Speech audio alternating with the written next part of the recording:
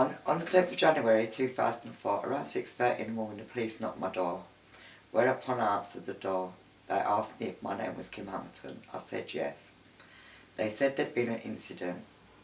So right away, I said, is it my mum? Take me there. My babies are there.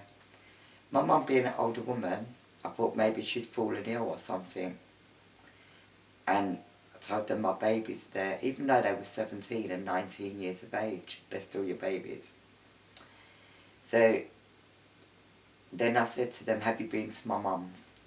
They said yes. Because they'd already said, they told me they were 95% certain about it being my son being involved in this incident.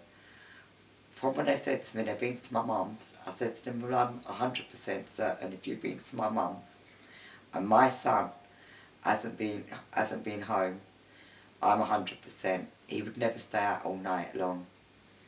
Whereupon I went in a kind of daze and I was looking like mad. Normally you could find photos. But in this instance, I don't know what happened. Can't even explain my feelings. I could only find a passport photo and handed it to the police. Then they drove me and my daughters to my mum's. So I wasn't allowed to identify my son's body for 3 days. I had to lie because of Kirsty being ill. She was 9. She had brittle asthma and used to be sick every few weeks, needing to go on life support machine to keep her alive and for her body to rest because of her asthma. So for 3 days I was there lying to my girls, telling them Carl was very poorly and that he was on life support like Kirsty when she's poorly with her asthma, and the doctors doing their best to help their brother. It was a lie, but what do you tell a 9, 11-year-old? You're hoping it's not going to be true that your son's gone. Anyway, Christina, who was 11 at the time, she said to me, Mummy, when Kirsty's in the hospital on the life support, I'm allowed to go and see her. Why can't I go and see Carl? Then I had to tell her, which was another lie, because obviously Carl wasn't in intensive care, but to say children are allowed on the adult section of intensive care. After 3 days, I was driven to Popular Coroner's Court with my liaison officer and one of Carl's girlfriends, Sarah.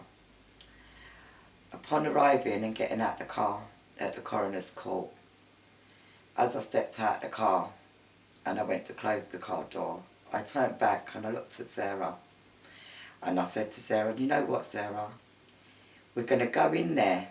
And I kind of smiled and had a laugh at the time, I remember now. We're going to go in there, it's not going to be him. And then the next thought, within less than a second, it was, but then if that's not him, 3 days Carl's been missing. Do I want him missing? Or do I want it to be him in the coroner's court? I couldn't even answer my own question. How can you? I went into the coroner's court. They took us in a room. The curtain only opened to fracture. The first part I saw of him before they even fully pulled the curtain was his forehead and his eyes and his nose. As far as the curtains went, and instantly I knew it was my boy. My legs gave way. And the curtains, I managed to see when the curtains opened fully. I couldn't get to him. It was through a glass mirror. Then the liaison officer took me back to my mum's. Whereupon, now I have to go to three daughters, 9, 11 and 19, and explain to his 3 sisters, remembering that the youngest one, Kirsty, suffered with brittle asthma, so a little bit of excitement, much less stress, could bring on an attack and she'd be on life support. And I'd already lied to try and avoid this happening. But now I'm in a position, I have to compose myself in this car to try my best in the best way possible and try, it was so hard, in a soft way to explain to such young children, their brother's gone, he's dead, he's never coming home. The only way I could explain it was to say that, yes, he'd been stabbed 9 times. And I told them, and I carried the lie on slightly too, because I made them think, they're young children, you don't want them to know you couldn't go and see it was their brother for 3 days. So you made them think at the same time, well, it was a lie, that yes, he was on the life support and the doctors were doing what they could, but that wasn't, it was still yet another lie to protect my girls. So through that I explained it in the best way I can, that although he's gone,